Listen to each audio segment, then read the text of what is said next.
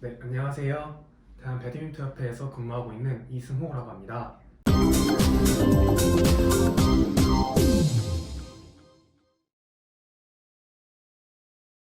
일단 먼저 대한배드민턴협회는 대한체육회 산하의 회원 종목 단체입니다. 정회원 종목 단체로서 크게 세 가지를 한다고 보시면 될 것 같습니다. 먼저 첫 번째로 국내 대회나 국제 대회를 개최하는 것입니다.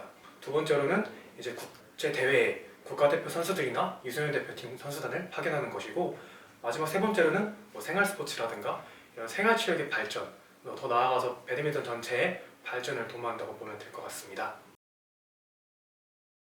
저희 전문 체육팀 같은 경우에는 좀 다양한 일을 하고 있습니다. 경기 기록, 전산을 맡고 있고요. 유소년 대표팀을 관리하고 또 양성하는 일도 하고 있으며 심판들도 같이 양성을 합니다. 또 마지막으로 이제 유소년 대표팀을 국제대회에 파견하는 업무도 하고 있습니다. 일단 제 업무도 크게 세 가지로 말씀드릴 수 있는데요. 첫 번째로 일단 국내 대회를 개최하고 운영하는 것입니다. 기획부터 운영, 정상까지 하기 때문에 좀 힘든 일이긴 하지만 보람차게 하고 있고요. 또 두 번째로는 유소년 대표팀을 관리하고 양성하는 것입니다. 일단 유소년 대표팀 같은 경우에는 국내 훈련이 좀 많고요. 그리고 국제 대회를 자주 나가기 때문에 흔히 말할 때 이제 제2의 안세영 선수, 제2의 이윤대 선수를 쉬는 작업이라고 할 수 있습니다. 세 번째로는 각종 국제 업무를 하고 있는데요. 제가 국내 대회를 맡고 있긴 하지만 선수단들을 어쨌든 국제 대회에 파견을 보내고 또 국제 회의에 참여하고 국제 기구와의 소통을 하기 때문에 국제 업무도 다양하게 많이 하고 있는 편입니다. 근무 형태 같은 경우는 일반 직장인들과 비슷하다고 볼 수 있는데요. 오전 9시부터 오후 5시까지 주 5일째 근무를 원칙으로 하고요. 저희 업무 특성상 좀 대회 출장이 많습니다. 배드민턴이 워낙 대회가 많기 때문에 잦은 출장이 있는데, 출장이 있을 경우에는 주말에 근무를 하기 때문에 평일에 대체 의무를 가지고 있고요. 출장 수당도 당연히 나오고 있습니다. 출장이 잦다는 게 일반 직장인들과 조금 다르다고 할 수 있습니다. 제가 봤을 때 일단 사무 업무 같은 경우에는 딱 9시부터 6시까지 시간이 정해져 있잖아요. 근데 출장지에서는 거의 오전 7시, 8시부터 근무를 시작해서 배드민턴 경기가 좀 늦게 많이 끝나는 편이거든요. 진짜 길어질 때 새벽 1, 2시까지 일을 할 때도 있고요. 평균적으로는 거의 8, 9시에 경기가 끝나서 회식 문화까지 갖고 하면 10시, 11시는 기본으로 되는 것 같습니다. 그래서 근무 시간이 좀 차이가 있는 것 같고, 두 번째로는 업무적으로 볼다고 하면 사무실에서는 다양하게 서류 작업만 하면 되고 제가 파견을 보내고 또 예산 작업을 하고 이렇게 하면 된다고 하면, 출장지에서는 실질적으로 경기를 운영도 해야 되고 좀 귀찮지만 어쨌든 예산을 많이 사용하기 때문에 그거에 대해 정산도 해야 됩니다. 예산이란 게 정말 중요하기 때문에 거의 매일마다 하루씩 예산에 맞게끔 사용하고 있는지, 그리고 출장지에 와 있는 협력사나 함께하고 있는 후원사 이런 데가 많거든요. 그래서 후원사들이 어떤 걸 잘 만족하고 있는지, 또 협력사 같은 경우에도 불편한 점은 없는지 물어봐야 되고, 그 예를 들어 그게 이제 비디오 판독 업체라든가 저희 후원사 요넥스 이렇게 의류 업체가 될 수 있고요. 그 업체들과의 이 소통도 신경을 많이 써야 되는 편입니다. 그래서 아무래도 출장지의 업무가 사무실에서의 업무보다 힘들다라고 볼 수 있습니다. 제가 일단 출장을 작년에 한 입사 1년 차였는데도 한 120일 가까이 갔다 왔습니다. 네. 국내 대회 출장도 많이 가보고 국제 회의나 대회 출장도 많이 가봤는데요. 제일 인상 깊었던 거는 작년 12월에 태국에 국제대회를 나갔다는데요. 저희 협회 전체적으로는 제일 많은 87명의 선수단과 이제 협회 임직원까지 포함해서 101명이 다녀왔습니다. 101명이라는 숫자 자체도 놀랍지만 꿈나무 선수단, 청소년 대표팀 선수단, 국가대표 후보 선수단에서 초, 중고 선수단들이 있거든요. 또 저희 협회 회장님부터 각종 임원분들까지 다녀왔는데, 사업이 워낙 큰 규모였다 보니 제가 정말 열심히 준비했었고 거기서 이제 좋은 성적을 또 거뒀어요. 19세 이하 선수들 같은 경우에 단식, 복식, 혼합복식 전 종목에서 금메달을 거뒀고, 그리고 현장 갔을 때도 분위기도 매우 좋았고 열심히 준비한 만큼 좋은 성과도 있었으며 협회 임직원분들 뿐만 아니라 지도자분들, 선수단 모두 만족을 했기 때문에 대규모의 파견이 제일 인상 깊었고 저에게는 제일 큰 뿌듯함이었던 것 같습니다. 저는 크게 두 가지로 뽑을 수 있을 것 같아요. 첫 번째로 배드민턴이 일단 프로 종목은 아니지만 회원 종목 단체 중에 인기가 제일 많은 종목이라고 흔히들 말합니다. 인지도와 인기에 따른 자부심을 좀 먼저 뽑을 수 있을 것 같고요. 두 번째로는 제가 담당하고 있는 업무가 유소년 대표팀을 관리하는 거거든요. 흔히 이제 연령별 대표팀이라고 하는데, 많은 사람들이 알고 있는 이용대 선수, 안수영 선수, 그런 제2의 이용대, 제2의 안수영 선수를 육성해 나가는, 양성해 나가는 이제 재미가 있더라고요. 그래서 제가 그 선수단을 잘 지원을 해야만 그 선수들이 문제없이 경기를 뛰어서 좋은 성과를 내고 한국의 스타가 되는 모습을 보면서 매력을 많이 느끼고 있습니다. 장점 같은 경우에는 인지도가 높다 보니까 업무를 할 때 좀 자부심을 많이 느낀다 생각을 해요. 대한체육회에서 진행하는 사업들을 거의 다 참여하고 있거든요. 그래서 참여하는 사업이 많다 보니 이제 그만큼 많은 업무를 할 수 있고요. 또 대한체육회 사업뿐만 아니라 저희 자체 사업도 많이 합니다. 기금 사업, 자체 사업을 많이 진행하기 때문에 다양한 경험들을 할 수 있고, 다양한 경험을 할 수 있기 때문에 제가 연차에 맞지 않게 많은 일을 할 수 있었고 많은 경험을 할 수 있었습니다. 대신 단점 같은 경우에는 아까도 앞서 말씀드렸다시피 좀 출장이 많은 편입니다. 아무래도 대회가 워낙 많아가지고 일단 한국에서 열리는 국제 대회만 해도 고정적으로 3개가 있고요. 일주일씩 시합이 있다고 하면 보통 저는 열흘 정도 출장을 갑니다. 국제 대회만 30일, 국내 대회도 한 열흘씩 한 10번 정도 가야 된다고 보거든요. 그래서 그러다 보니 국내 대회가 많아서 출장이 좀 잦다는 단점도 있고, 두 번째로 굳이 뽑자면 이제 워낙 생활체육이 많이 보급되어 있기 때문에 규정 관련된 말도 안 되는 얘기를 하시는 분도 있고, 좀 규정을 물어보시는데 단순히 규정을 물어보는 것뿐만 아니라 약간 화를 내시면서 서로 내기를 했기 때문에 누구 말이 맞냐, 그런 거에 대해서 좀 협회 직원분들에게 화를 내시는 분도 계시고, 그런 민원 업무나 규정 관련돼서 많은 불만을 제기하시는 분들의 그런 민원 같은 게 단점일 것 같습니다.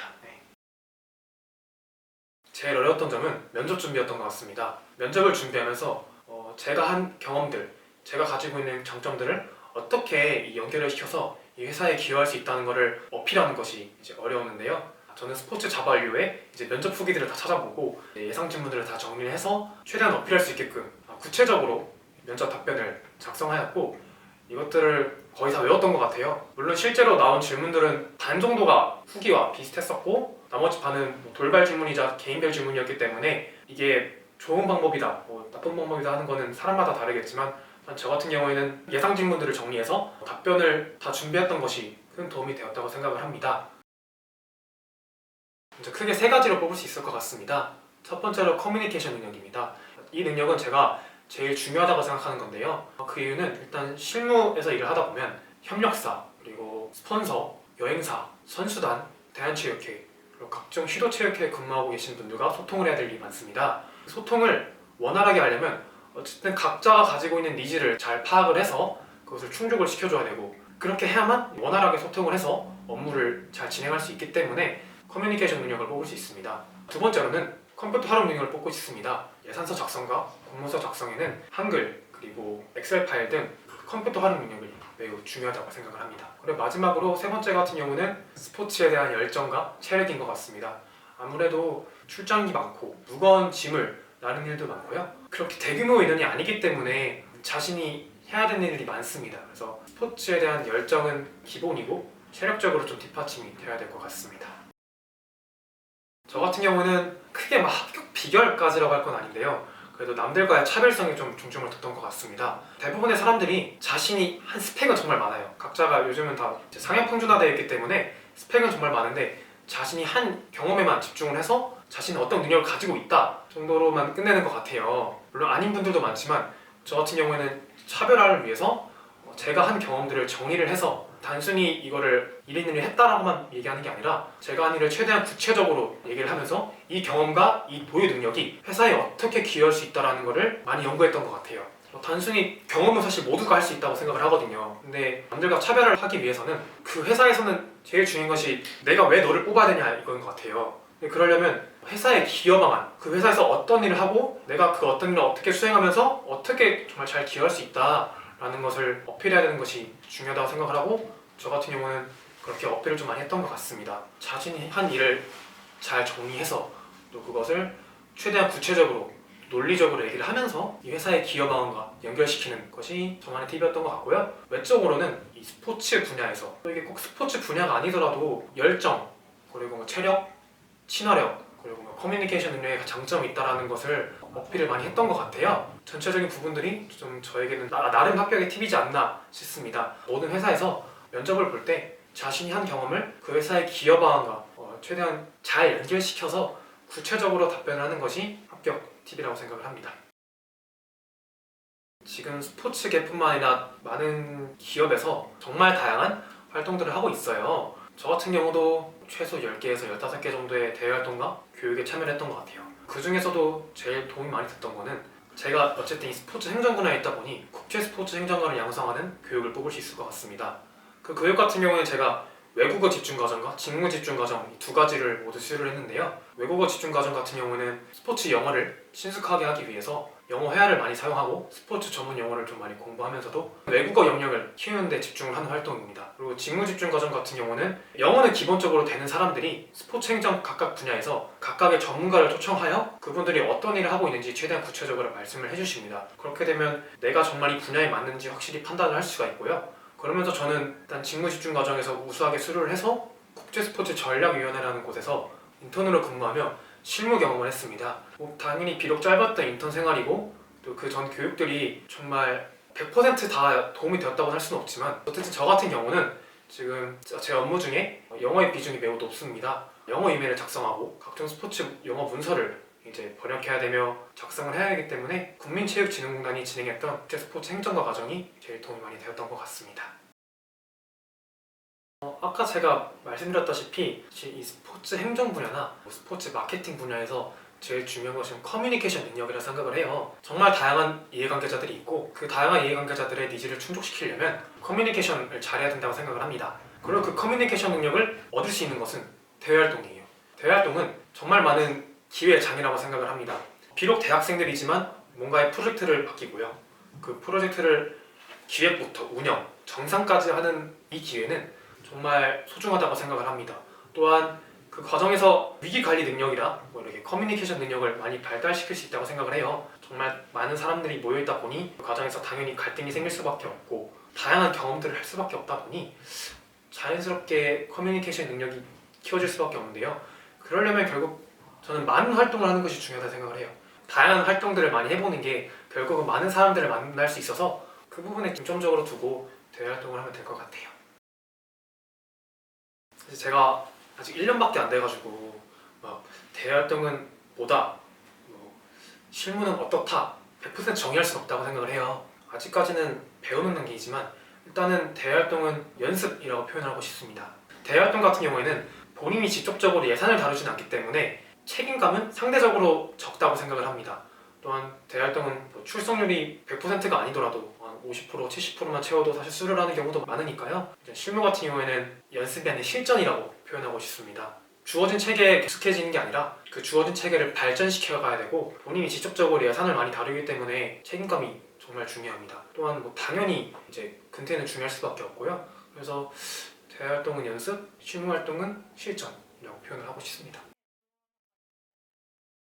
제가 계속 이렇게 말씀을 드리긴 하는데 제가 근무한 지 1년밖에 안 되긴 했어요. 누군가는 1년밖에 안 된 사람이 조언할 수 있냐 생각할 수도 있지만 저는 오히려 제가 작년 1월까지만 해도 취업 준비생이었기 때문에 더 가까이, 더 진실되게 말을 할 수 있다고 생각을 합니다. 일단 조언 아닌 조언을 드리자면 너무 많은 것들을 정한다기보다는 일단 최소 3개에서 최대 5개 정도를 자신의 관심도와 하고 싶은 일에 맞게끔 좀 정했으면 좋겠어요. 일단 그리고 나서 스포츠 자본료나 그 전공협회 웹사이트에 들어가서 채용 공고를 수시로 확인했으면 좋겠고요. 정해진 날짜에 채용하는 게 아니고 인원도 보통 한두 명밖에 뽑질 않습니다. 그래서 미래에 대한 좀 불확실성이 있을 수도 있는데 저는 성실하게 또 열심히 준비하다 보면 분명히 기회는 주어진다고 생각을 해요. 제가 진짜 항상 중요하게 생각했던 말과 인생의 명언이 좀 준비된 자에게 기회가 찾아온다 했거든요. 그래서 꼭 하나만의 길을 정하는 것이 아니더라도 이렇게 3개에서 5개의 종목을 정해두고 열심히 준비를 하다 보면 꼭 기회는 찾아온다고 생각을 합니다. 그 준비를 제가 말씀드렸던 그런 합격 팁이라든가 아니면 채용 과정에서의 어떤 것들이 중요한지를 딱 파악할 수가 있거든요. 그래서 그런 것들에 집중해서 잘 준비하다 보면 누구나 하고 싶은 일을 할 수 있다고 생각을 해요. 저도 제가 이렇게 하고 싶은 일을 하게 될지 전혀 몰랐고요. 업무에 대한 만족도가 높기 때문에 하고 싶은 일을 꼭 했으면 좋겠습니다.